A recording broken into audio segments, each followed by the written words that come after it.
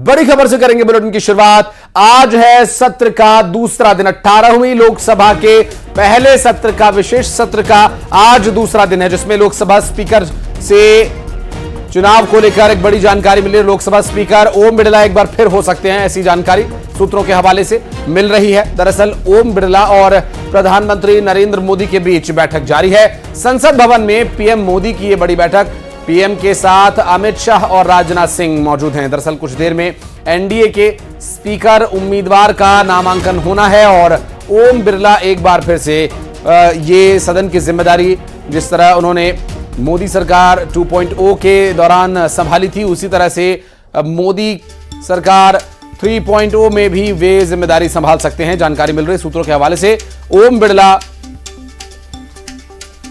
सदन की जिम्मेदारी बतौर अध्यक्ष संभाल सकते हैं। विनीत के पास चलेंगे, हमारे सहयोगी इस वक्त। विनीत, प्रधानमंत्री और ओम बिड़ला के बीच जारी मीटिंग से क्या निकल कर आता है, यह देखने का विषय होगा, लेकिन सूत्र तो अब तक यही बता रहे हैं कि ओम बिड़ला एक बार फिर से अध्यक्ष बनाए जा सकते हैं। जी निश्चित तौर पर अब जो जानकारी आ रही है उसके अनुसार ओम बिड़ला जो है वो एक बार फिर से जो है वो लोकसभा अध्यक्ष जो है वो हो सकते हैं। 17वीं लोकसभा में भी वो लोकसभा अध्यक्ष थे और 18वीं लोकसभा के भी अध्यक्ष जो है वो हो सकते हैं। हालांकि इसको लेकर के औपचारिक ऐलान जो है वो अब से थोड़ी देर बाद जो है वो की जा सकती है। एक बड़ी बात यहाँ पर मैं आपको बताना चाहूंगा कि जिस तरह से इस बार के जो 18वीं लोकसभा के जो आंकड़े हैं, जिसमें विपक्ष की भी भूमिका है, तो विपक्षी पार्टियों भी पहले जो थी वो कवायद कर रही थी कि वो भी अपना लोकसभा का अध्यक्ष के लिए उम्मीदवार जो है वो खड़ा करे। लेकिन जिस तरह से सरकार की ओर से वह कवायद की गई, जिसमें जिम्मेदारी जो है वो रक्षा मंत्री राजनाथ सिंह को दी गई, पार्लियामेंट्री अफेयर मिनिस्टर हैं किरण रिजिजू, उन्हें जिम्मेदारी दी गई कि विपक्ष से भी बात किया जाए। और अब यह बात सामने आ रही है कि आम सहमति से जो है वो लोकसभा अध्यक्ष का जो है वो उम्मीदवार का जो है वो होगा, चयन जो है वो आम सहमति से होगा। और इसमें सबसे बड़ा नाम या फिर सबसे आगे रेस में हम कह सकते हैं कि ओम बिड़ला का जो नाम है वो आ रहा है। जो हमें जानकारी मिल रही है कि प्रधानमंत्री नरेंद्र मोदी के साथ उन्होंने मुलाकात की है। इसके पहले जो है वो अब यह जानकारी मिल रही है कि अब से थोड़ी देर बाद जो है वो नामांकन जो है वो कर सकते हैं, जिसमें माना यह जा रहा है कि सत्ताधारी गठबंधन एनडीए के घटक दल के जो सदस्य हैं वो तो मौजूद रहेंगे ही रहेंगे, साथ ही साथ अगर विपक्ष के भी सदस्य जो है वो भी मौजूद रह सकते हैं। 12 बजे तक ही जो है वो नामांकन जो है लोकसभा अध्यक्ष का किया जा सकता है। तो लगभग अब से थोड़ी देर बाद ही जो है वो नामांकन जो है वो करेंगे लोकसभा अध्यक्ष के लिए। जो उम्मीदवार की जो नामांकन है जो है वो एनडीए की ओर से की जाएगी, जिसमें ओम बिड़ला का नाम जो है वो सबसे आगे आ रहा है। विपक्षी पार्टियों में से भी जिम्मेदारी दी गई थी, राजनाथ सिंह को जिम्मेदारी दी गई थी, साथ ही साथ अगर हम बात करें तो किरण रिजिजू को जिम्मेदारी दी गई थी। और उसके बाद यह अब फैसला जो हमें सूत्र हमें बता रहे हैं किया गया है कि ओम बिड़ला ही 18वीं लोकसभा के अध्यक्ष होंगे। यह बलराम जाखड़ के बाद वो दूसरे ऐसे व्यक्ति हैं जो फिर से जो है वो लोकसभा अध्यक्ष बन रहे हैं। तो ये बड़ी बात है। जिस तरह से अगर हमने देखा कि 17वीं लोकसभा में उनका कार्यकाल था, जिस तरह से उन्होंने कामकाज किया, कहीं ना कहीं एनडीए के लिए भी वो राहत की बात थी। और साथ ही साथ जो मौजूदा सरकार है वो भी उनके लिए बेहतर उन्हें लगा कि समन्वय किया गया है। विपक्षी पार्टियों ने भी उनके नाम पर अब जो है वो मुहर और सहमति लगा दी है। तो अब यह मात्र औपचारिकता रह गई है कि अब से थोड़ी देर बाद ओम बिड़ला के नाम की घोषणा जो है वो की जा सकती है। और 18वीं लोकसभा के दो अध्यक्ष हैं वो ओम बिड़ला ही होंगे। तो एक बार फिर से यह जानकारी जो हमें मिल रही है उसके अनुसार ओम बिड़ला जो है वो लोकसभा के अध्यक्ष जो है वो हो सकते हैं। इसकी औपचारिक घोषणा जो है वो अब से थोड़ी देर बाद की जाएगी। एक बड़ी बात यहां पर मैं आपको बताना चाहूंगा कि अगर हम मोदी में 1 को देखें, मोदी 2 को देखें और मोदी 3 को देखें, तो कहीं ना कहीं कंटिन्यूटी जो है वो हमें देखने को मिला है। चाहे मंत्रियों के बारे में बात करें तो अब ऐसे में जब लोकसभा अध्यक्ष, मैं लौटूंगा विनीत आपके पास, इस बीच जानकारी अपने दर्शकों को दे दें कि ओम बिड़ला अपना नॉमिनेशन करेंगे और ओम बिड़ला 11:30 बजे अपना नामांकन दाखिल कर सकते हैं। विनीत, जानकारी मिल रही है, अभी ताजा जानकारी है कि ओम बिड़ला का जो नॉमिनेशन है वो 11:30 बजे, यानी अब से कुछ ही देर में वो अपना नामांकन भर सकते हैं। जैसा कि आप बता रहे थे कि बस औपचारिकताएं मात्र निभाना बाकी रह गया। 11:30 बजे के आसपास का समय तय किया गया नॉमिनेशन के लिए। जी निश्चित तौर पर जैसा कि मैंने पहले भी बताया कि 12 बजे तक जो है वो नामांकन जो है वो दाखिल किया जा सकता है, नामांकन किया जा सकता है। आखिरी समय जो है वो आज 12 बजे तक, दोपहर 12 बजे तक का है। तो उसके पहले ओम बिरला जो है वो अपना नामांकन करेंगे। तो यह जानकारी में हमें मिल रही है जिसके अनुसार 11:30 बजे के लगभग में जो है वो ओम बिरला जो है वो अपना नामांकन कर सकते हैं।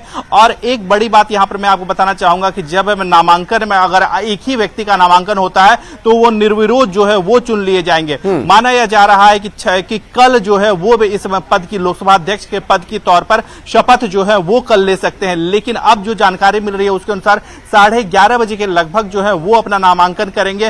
उम्मीद यह की जा रही है कि उस समय एनडीए के नेता जो है वो मौजूद रहेंगे। हो सकता है कि विपक्षी पार्टियों के नेता भी इस नामांकन में मौजूद रह सकते हैं। और अगर एकमात्र नामांकन, हालांकि अभी तक किसी व्यक्ति ने या फिर किसी गठबंधन ने अपने उम्मीदवार नहीं उतारे, और अगर एकमात्र उनका नामांकन होता है तो निर्विरोध जो है वो नामांकित में होंगे, निर्विरोध जो है वो उनका चुनाव हो जाएगा।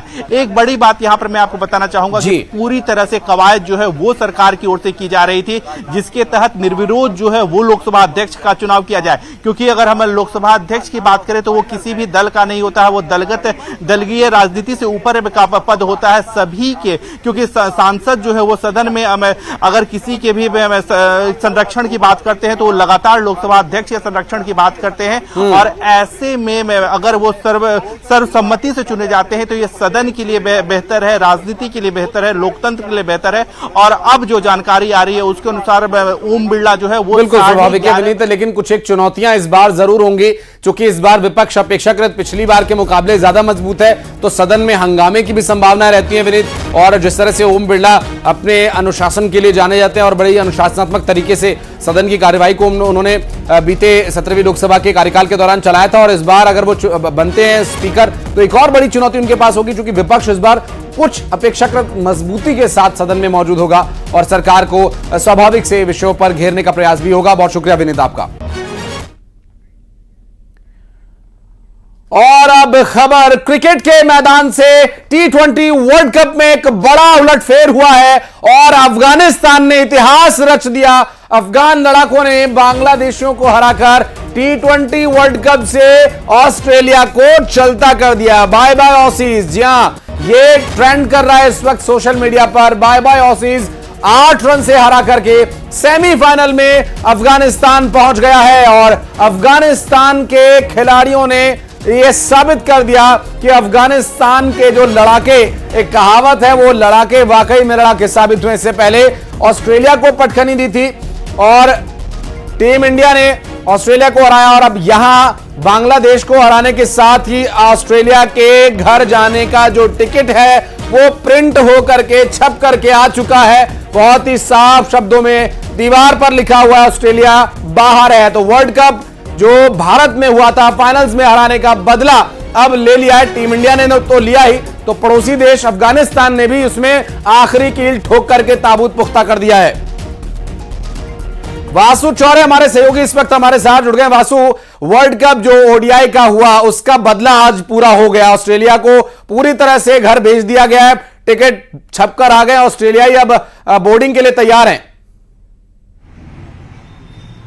बिल्कुल, देखिए, और बहुत खुशी के साथ इंडियन फैंस कह रहे हैं बाय बाय कंगारूज, अब किसी अगले टूर्नामेंट में आपसे मुलाकात होगी। और मुझे बार बार पैट कमिंस का एक इंटरव्यू याद आ रहा है जो उन्होंने आईपीएल के टाइम पे दिया था। उनसे पूछा गया था कि कौन सी बेस्ट 4 टीम्स आप देखते हैं सेमीफाइनल में जब T20 वर्ल्ड कप होगा, तो उन्होंने कहा था कि ऑस्ट्रेलिया और बाकी कौन सी और टीमें रहेंगी इससे मुझे कोई फर्क नहीं पड़ता। लेकिन अब वहां पे 4 अलग टीमें हैं, उसमें ऑस्ट्रेलिया का नाम शामिल नहीं है। निश्चित तौर पर बड़ा उलटफेर इस पूरे वर्ल्ड कप में हुआ है। आप देखें, यूएसए ने पाकिस्तान को हराया, अफगानिस्तान ने ऑस्ट्रेलिया को सुपर 8 के मुकाबले में हराया और यही ऑस्ट्रेलिया के लिए सबसे बड़ी हार साबित हुई। कल जिस तरीके से भारतीय टीम ने फिर दोबारा ऑस्ट्रेलिया को पटकनी दी और जबरदस्त जीत वहां पर दर्ज की। रोहित शर्मा का बल्ला जमकर बोला और रोहित शर्मा का जब बल्ला बोलता है तो लगभग एक बात तय हो जाती है कि भारतीय टीम जो है वो मैच जीतने वाली है। और उसके बाद आज एक शानदार मुकाबला, लो स्कोरिंग मैच हुआ वेस्टइंडीज में बांग्लादेश और अफगानिस्तान की। किया तो कल रोहित शर्मा की बैटिंग,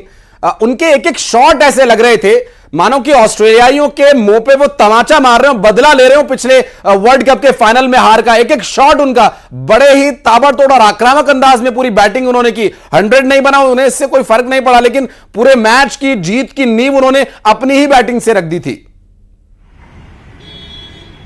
बिल्कुल, देखिए बहुत सेल्फलेस क्रिकेटर हैं। आप देखते हैं जब खिलाड़ी 85 के पार हो जाता है, 90 रन के स्कोर के पार हो जाता है, तो उसकी यही कोशिश होती है कि मैं जैसे तैसे 100 कर लूं अपना और फिर मैं पूरा एवरेज जो है, जो रन रेट है, मैं उसको कवर कर लूंगा। लेकिन जिस बॉल पे वो आउट हुए, वो उस बॉल पे भी 6 या 4 लगाने की वहां पे कोशिश कर रहे थे रोहित शर्मा। 92 रन के वो स्कोर पर खेल रहे थे। बहुत सेल्फलेस क्रिकेट इस पूरे टूर्नामेंट में रोहित शर्मा ने अब तक खेली है। और रोहित शर्मा का कल बल्ला बोला तो आप देखिए विराट कोहली की कमी वहां पर नहीं खली, क्योंकि कोहली तो बहुत सस्ते में निपट चुके थे, कोहली चले गए थे। और ये टीम इंडिया की जीत में एक और बड़ी बात है कि अगर कोहली परफॉर्म नहीं भी कर रहे हैं इस पूरे टूर्नामेंट में, तब भी इंडिया एक भी मैच नहीं आ रहा है। जो दूसरे प्लेयर्स हैं, चाहे रोहित शर्मा हो, सूर्य कुमार यादव हो, ऋषभ पंत को नहीं भूलना होगा। ऋषभ पंत कंसिस्टेंसी उनकी इस पूरे टूर्नामेंट में नजर आ रही है, अच्छा परफॉर्म कर रहे हैं। जिस चीज के लिए उनको टीम में रखा गया है कि आप आइए स्कोर का कार्ड को, स्कोर को तेजी से आगे बढ़ाने का काम कीजिए, वो कर रहे हैं। कल संभली हुई पारी शिवम दुबे ने भी वहां पर खेली। शिवम दुबे को युवराज सिंह के एक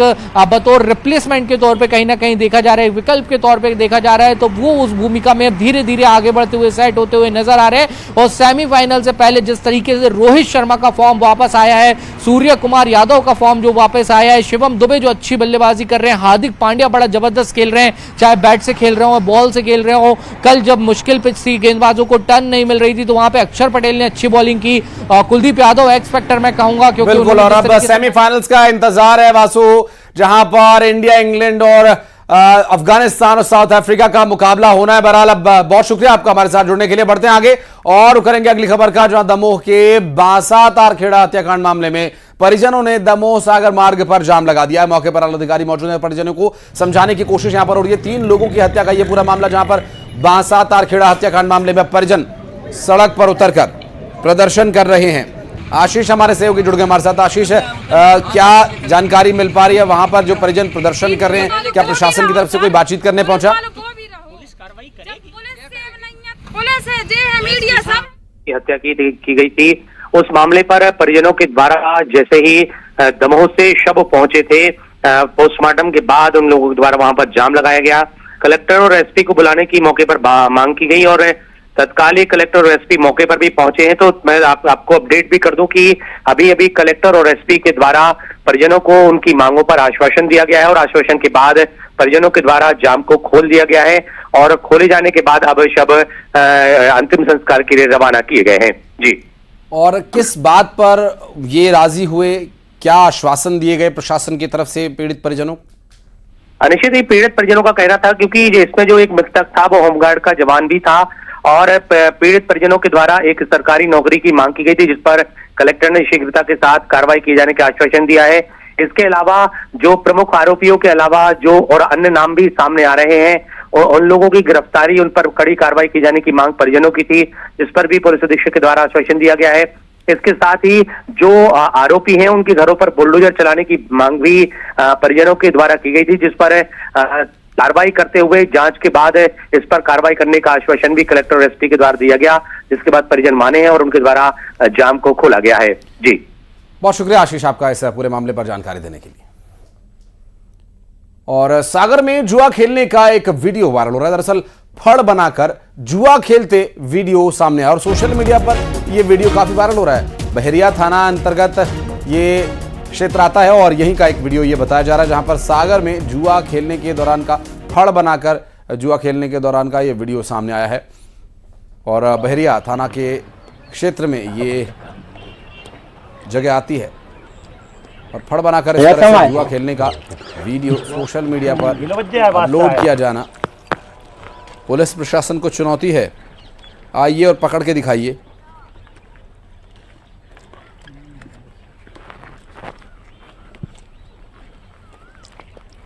तो जुआरियों की पूरी फौज यहां पर इकट्ठा हुई है और बाकायदा फड़ बनाकर ये जुआ खेल रहे हैं और सोशल मीडिया पर वीडियो बनाकर अपलोड कर रहे हैं। और अगली खबर पन्ना से, जहां तेज रफ्तार ट्रक ने टक्कर मारी, ब्राह्मण समाज के जिला अध्यक्ष को टक्कर मारी गई। घटना के बाद फरार हुआ ट्रक ड्राइवर नेशनल हाईवे 39 पर मॉर्निंग वॉक पर गए जिलाध्यक्ष और जिला अस्पताल में उनका इलाज चल रहा है। आपको बता दें कि इस हादसे में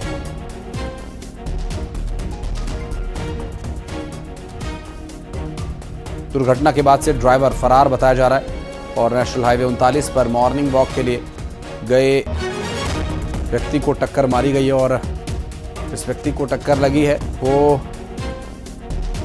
ब्राह्मण समाज के जिला अध्यक्ष बताया जा रहा है। और जनवार से देवनगर जा रहे थे तो मोड़ में गाड़ी स्पीड थी तो कंट्रोल नहीं हुई, फिर तो पुलिया नीचे गिर गई सीधे खाई में गिर गई। हाँ, तो क्या हो गया, कितने लोग घायल हुए हैं? उसमें से 2 घायल हुए और एक का डेथ हो गया। एक खत्म हो गया। हाँ। किसी ने टक्कर मारी कि अपने मन से अनियंत्रित? नहीं, अपने से गिरी है, वो गाड़ी स्पीड थी तो कंट्रोल नहीं हुई। और स्पीकर को लेकर राहुल गांधी का बयान सामने आया। दरअसल बीजेपी ने हमसे समर्थन मांगा है। राहुल गांधी का कहना है कि स्पीकर विपक्ष का होना चाहिए और उनका कहना है कि अगर स्पीकर के लिए आप समर्थन मांग रहे हैं तो डिप्टी स्पीकर विपक्ष का होना चाहिए। ये एक संतुलित राजनीति और संतुलित सदन को चलाने के लिए राहुल गांधी और एनडीए की तरफ से और INDIA अलायंस की तरफ से ये तालमेल बनाने का प्रयास किया जा रहा है। 18वीं लोकसभा में क्या ये तालमेल बन पाएगा? स्पीकर एनडीए की तरफ से बनाया जाएगा और डिप्टी स्पीकर INDIA का। कि प्रधानमंत्री ने कहा है कि ऑपोजिशन को कंस्ट्रक्टिवली सरकार के साथ कोऑपरेट करना चाहिए। ऑपोजिशन ने क्लियरली कहा है, राजनाथ सिंह जी का खारगे जी को फोन आया, राजनाथ सिंह जी ने खारगे जी से कहा देखिए आप हमारे स्पीकर को सपोर्ट कीजिए। ऑपोजिशन, पूरी ऑपोजिशन ने कहा है, हमने सब के सब से बात की है, पूरे ऑपोजिशन ने कहा है कि हम स्पीकर को सपोर्ट करेंगे, मगर कन्वेंशन ये है कि डेप्यूटी स्पीकर ऑपोजिशन को मिलना चाहिए। राजनाथ सिंह जी ने कल शाम कहा था कि वो खारगे जी को कॉल रिटर्न करेंगे। अभी तक राजनाथ सिंह जी ने खारगे जी का कॉल रिटर्न नहीं किया है। तो मोदी जी कह रहे हैं कंस्ट्रक्टिव कोऑपरेशन हो और फिर हमारे नेता को इंसल्ट करा जा रहा है, तो नियत साफ नहीं है। नरेंद्र मोदी जी कोई कंस्ट्रक्टिव कोऑपरेशन नहीं चाहते हैं क्योंकि कन्वेंशन है कि डेप्यूटी स्पीकर ऑपोजिशन का होना चाहिए और हमने कहा है, पूरे ऑपोजिशन ने कहा है कि अगर कन्वेंशन फॉलो किया जाएगा तो पूरा समर्थन स्पीकर के इलेक्शन में हम देंगे। तो ये मैं आपको क्लैरिफाई करना चाह रहा था। हाँ? यूपीए के समय में हमने दिया था। तो मेरा कहना है कि नरेंद्र मोदी जी कहते कुछ हैं और करते कुछ हैं, यही इनकी फॉर्मूला है, यही इनकी स्ट्रेटजी है और इनको ये बदलना ही पड़ेगा। Thank you.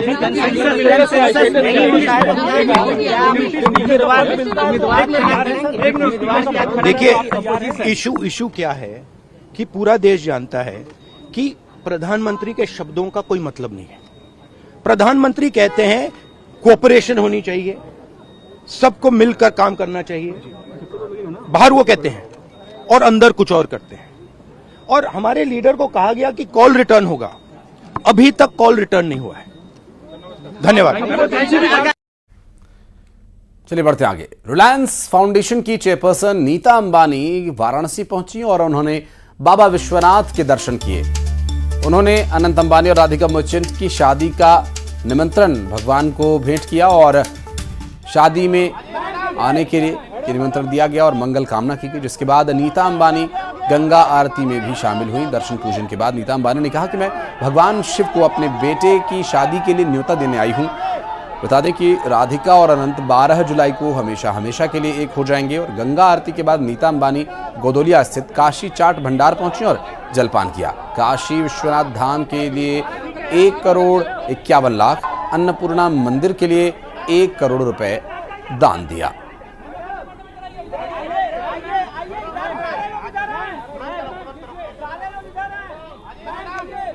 आपको बता दें जो 2 तस्वीरें इस वक्त आप देख रहे हैं, एक तरफ बाबा विश्वनाथ के आप दर्शन कीजिए, साक्षात दर्शन घर बैठे, और ये सौभाग्य की बात, बाबा विश्वनाथ का दर्शन ये आप कर सकते हैं। और दूसरी तरफ जो तस्वीर है वो विश्वनाथ भगवान की पूजा अर्चना के दौरान की तस्वीर आपको दिखा रहे हैं। और ये 3 तस्वीरें इससे जुड़ी हुई जो काशी के बनारस के दौरे पर, वाराणसी के दौरे पर पहुंची रिलायंस फाउंडेशन की चेयरपर्सन नीता अंबानी गंगा आरती में शामिल हुई। हाथ जोड़कर गंगा आरती में उन्होंने प्रार्थना की और फिर चाट भंडार पहुंचकर जलपान किया।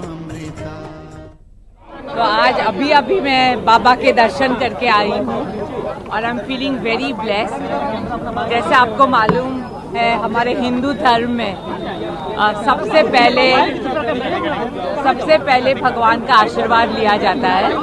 तो आज मैंने मेरे बच्चे अनंत और राधिका का निमंत्रण पत्र लेकर आई हूँ बाबा के चरणों में अर्पित करने के लिए।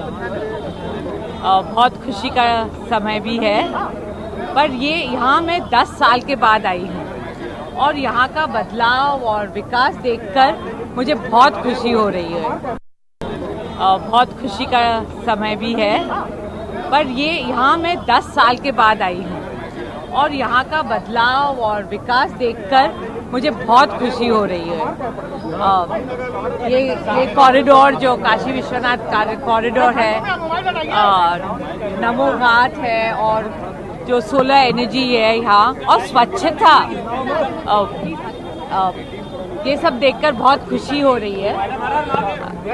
हर हर महादेव। लास्ट टाइम आप आई थी, अपने बर्थडे पर आई थी, हाँ। उसके बाद आपने बदलाव का जिक्र किया, लेकिन काशी के लोग भी चाहते हैं कि बनारस को ऐसी कोई निशानी रिलायंस इंडस्ट्री दे के जाए ताकि सालों तक लोग उसको याद कर सकें। हाँ, तो यहाँ तो मेरा बहुत, काशी विश्वनाथ मंदिर में तो मैं दर्शन करने आई थी 10 साल पहले, बट मेरा कारीगरों के साथ बहुत सालों से रिश्ता है।